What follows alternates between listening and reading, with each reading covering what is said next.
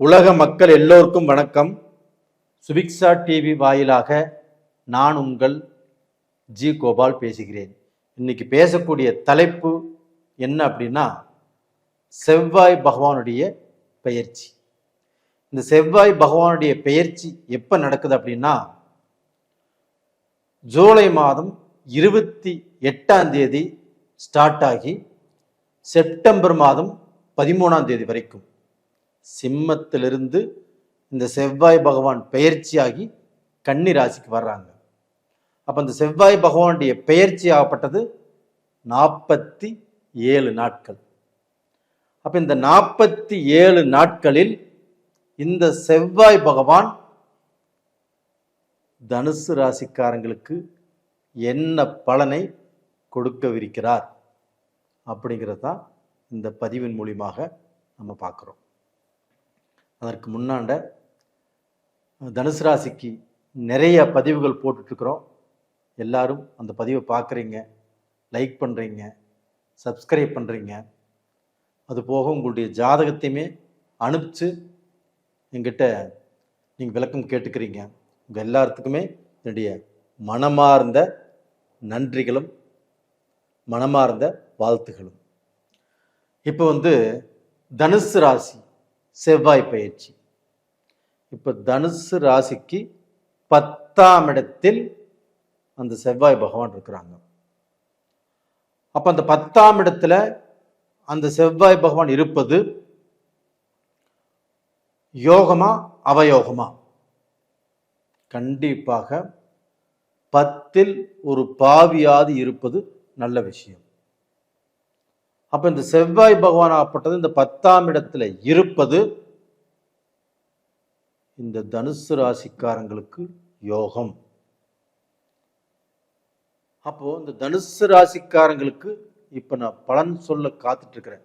என்ன விஷயம் அப்படின்னா, தனுசு ராசிக்காரங்க 7.5 சனியும் முடிஞ்சு அதுக்கப்புறம் 1 வருஷம் 2 வருஷம் ஆகி கூட அவங்கள ஒரு சில பேர் நல்ல நிம்மதியாக இல்லை, நல்ல சந்தோஷமாக இல்லை. 7.5 சனியில் என்ன கஷ்டப்பட்டாங்களோ அதை விட ஜாஸ்தியான கஷ்டம்தான் பட்டுட்டு இருக்கிறாங்க. இந்த தனுசு ராசியில் பிறந்தவங்களாகப்பட்டது நல்லா டிப்டாப்பாக இருப்பாங்க, நல்ல ட்ரெஸ் பண்ணுவாங்க, ஒருத்தருக்கு வஞ்சகம் நினைக்க மாட்டாங்க, பேச்சில் பொய் இருக்காது, அவங்ககிட்ட அந்த பிராடுத்தனம் இருக்காது, முடிஞ்ச வரைக்கும் எல்லாத்துக்கும் நல்லது செய்யணும் அப்படின்னு தான் நினைப்பாங்க. அப்படிப்பட்டவர்களுக்கு பட்ட காலே படும், கெட்ட குடும்பமே கெடும். அது மாற குடும்பமும் கெட்டு தன் வாழ்க்கையில மேல இருந்து படிப்படியா எல்லாத்தையுமே இழந்து இப்போ கௌரவமாக எல்லாத்துக்கும் முன்னாண்டியும் எல்லாமே இருக்கிற மாதிரி நடிச்சுட்டு வாழ்ந்துட்டு இருக்கிறாங்க.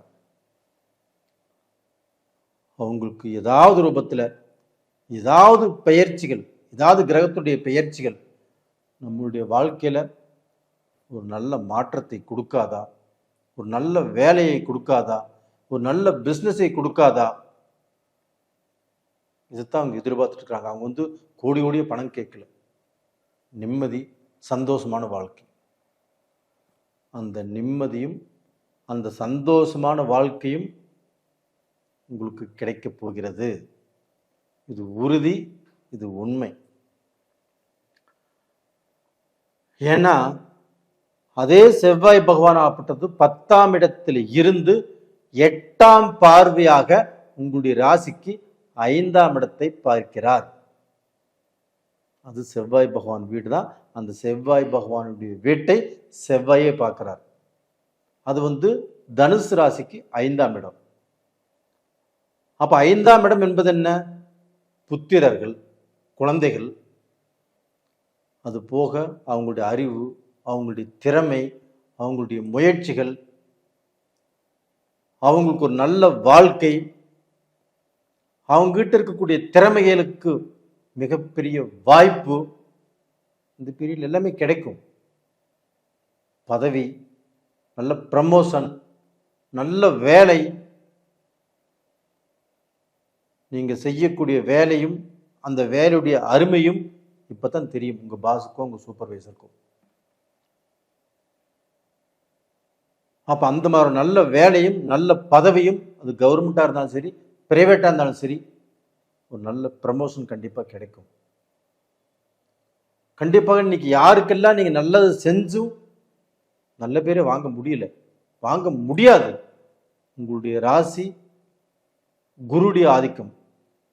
அந்த குரு பகவானாப்பட்டது எல்லா இடத்துக்குமே நல்லவங்க அப்படிங்கிற பேர் தான் வாங்குவாங்களுடைய, யாருக்கிட்ட இருந்தும் கண்டிப்பாக உங்களுக்கு நல்லது நடக்குமா அப்படின்னா நடக்காது. உங்களுடைய உழைப்பு, உங்களுடைய அறிவு, உங்களுடைய திறமை, இதுதான் உங்களுக்கு சோறு போடும், உங்களை காப்பாற்றும். உங்களுடைய நம்பிக்கை நாணயம் இதுதான் உங்களை காப்பாற்றும். அதுதான் இப்போ நடந்துட்டு இருக்குது. அப்போ இந்த 5ஆம் இடத்தை செவ்வாய் பகவான் பார்க்கறதுனால கண்டிப்பாக உங்களுடைய வாழ்க்கையில உங்களுடைய அறிவுக்கும், உங்களுடைய திறமைக்கும், உங்களுடைய முயற்சிக்கும் என்ன பலன் கிடைக்கணுமோ அந்த பலன் இப்ப கண்டிப்பா கிடைக்கும். உறுதி நடக்கும்.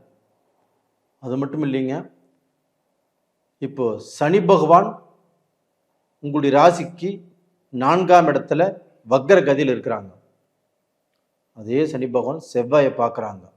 இப்போ சனியும் செவ்வாயும் சப்தம பார்வையில் எங்கே பார்த்துக்கிட்டாலுமே கண்டிப்பாக அங்கே கலகம், விபரீதம், கோர்ட்டு கச்சேரி பிரச்சனை, ஜெயில் பிரச்சனை, கெட்ட பேரு, குடும்ப பிரியருக்கு வாய்ப்பு, இதுதான் நடக்கும். ஆனால் இப்போ அப்படி நடக்காது. காரணம், சனி பகவான் வக்ர கதியிலிருந்து அந்த செவ்வாயை பார்க்குறாங்க. அந்த செவ்வாயும் உங்களுக்கு 5ஆம் இடத்தை பார்க்குறாங்க. கண்டிப்பாக இந்த செவ்வாய் சனி பார்வையால் உங்களுக்கு ராஜயோகம். அப்போ டோட்டலாக பார்த்தீங்கன்னா நீங்கள் வீடு கட்டலாம், இடம் வாங்கலாம், நீங்கள் இழந்ததை மீண்டும் திரும்ப அடையலாம்.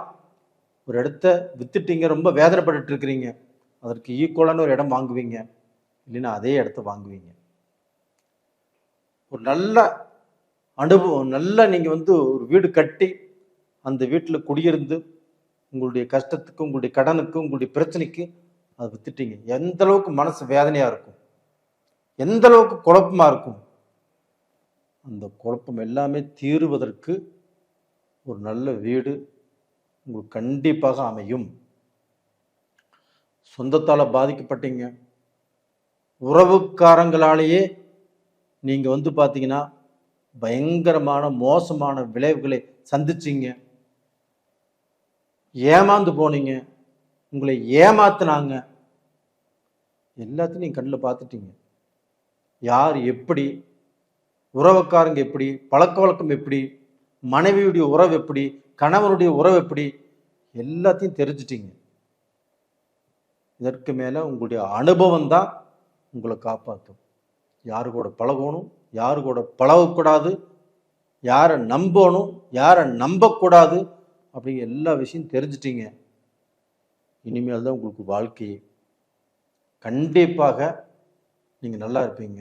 அதே சமயத்தில் தனுசு ராசியில் பிறந்த பெண்கள் தன்னுடைய கணவர் இது மாதிரி ஏமாந்துட்டாரு, இது மாதிரி துரோகத்துக்கு ஆளாயிட்டாரு அப்படின்னு அவங்க மனசில் எவ்வளவு வேதனைகள். அதுபோக தனுசு ராசியில் பிறந்த பெண்கள் வேலைக்கு போகலாம், பிஸ்னஸ் பண்ணலாம், குடும்ப பாரத்தையே தன்னுடைய தலைமையில் வச்சிருக்கலாம். அப்படி இருந்தும் இன்னைக்கு கஷ்டம், கவலையும் பட்டுட்டு இருக்கிறாங்க. ஏன்னா சில சிக்கல், சில பிரச்சனை, சில குழப்பங்கள், அது எல்லாமே தீரும். நீங்களும் உங்களுடைய கணவரும் கண்டிப்பாக நல்லா இருப்பீங்க. இந்த பீரியடில் நீங்கள் வணங்க வேண்டிய தெய்வமே அந்த செவ்வாய் பகவான் தான், அந்த முருகப்பெருமானை தான். நீங்கள் திருச்செந்தூர் போய் கும்பிட்டாலும் சரி, இல்லை உங்கள் வீட்டுக்கு பக்கத்திலே இருக்கக்கூடிய முருகரை கும்பிட்டாலும் சரி, செவ்வாய்க்கிழமை கும்பிட்டு வாங்க, கண்டிப்பாக நல்லா இருப்பீங்க. நேயர்களே, இந்த பதிவு பிடிச்சிருக்குன்னு நினைக்கிறேன். லைக் பண்ணுங்கள், சப்ஸ்கிரைப் பண்ணுங்கள். உங்களிடமிருந்து விடைபெறுவது உங்களின் ஜி கோபால். நன்றி, வணக்கம்.